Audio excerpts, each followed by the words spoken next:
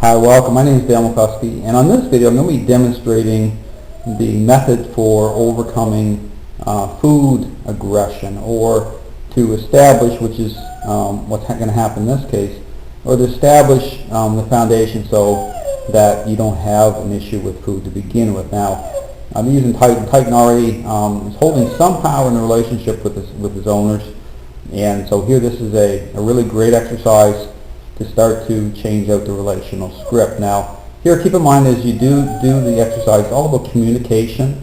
It's all about focusing on relational change, becoming the owner becoming the pivot point.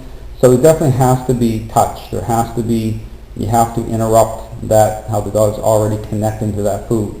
So there has to be an interruption. There has to be a redirection of the dog's decision-making process. So dogs are relational beings, and that's how their mind pivots. So here with food, just understand when the dog's gaining power, they'll start to connect to the food in a way that's very unhealthy. It's as though the food's already in their stomach, okay? So here you have to slow it down, you have to communicate, and then you have to make sure that they're starting to eat as a follower. So here I'm going to show this exercise, and you get a good idea how this sets up. So here in this food exercise, what you're going to see is me bringing Titan into right relationship. So I've already worked on the food, building the bridge that way. So here it's about establishing communication in such a way that he equates to me owning the food. So you see his head's turning in here towards me a little bit.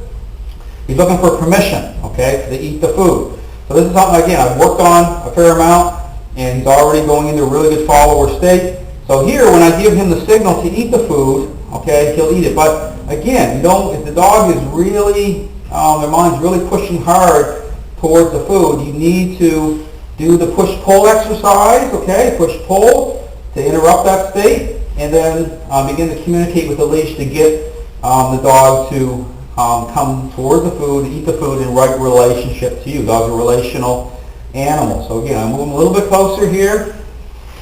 Now again, just right to the edge of the bowl. Again, I'm going to communicate with him. I'm going to slow him down.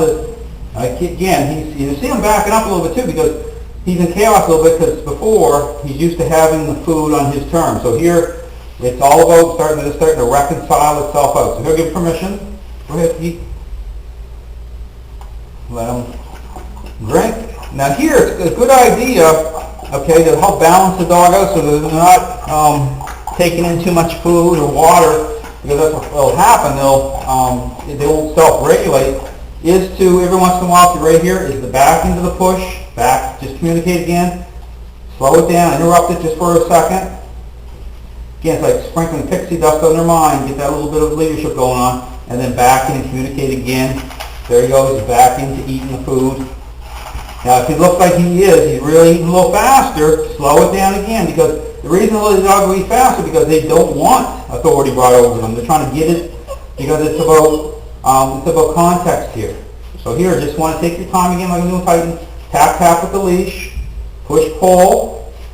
Tap, tap again. Wait until you get a little bit of relaxation going on. And then again, back in, permission again to eat. Again, if he's rushing, slow him down once again.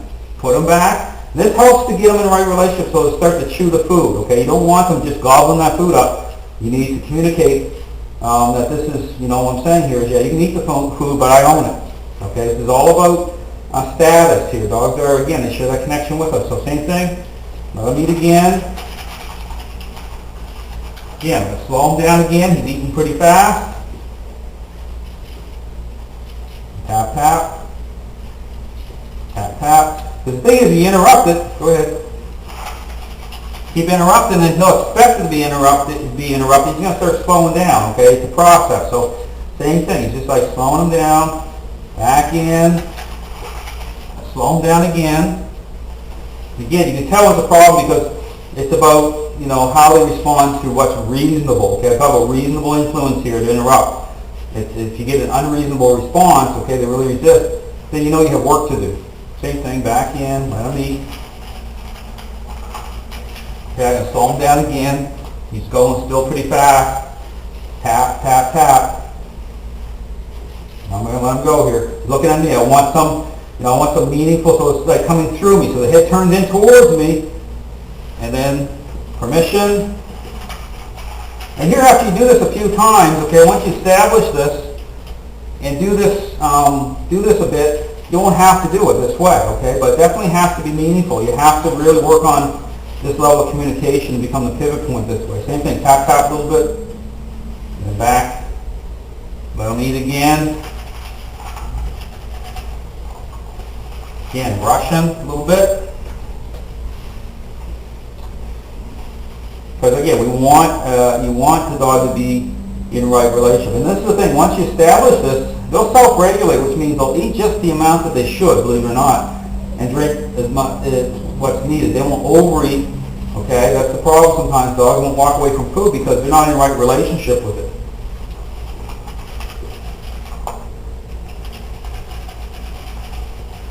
Back in again. Tap, tap. Take your time. No.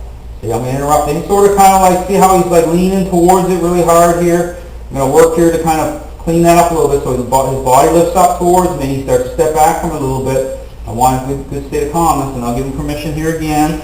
Rushes forward. I'm going to stop him again. Just trust me. I mean, I could put quite a bit of communication on him.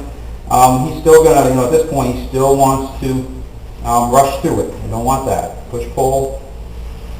Go ahead.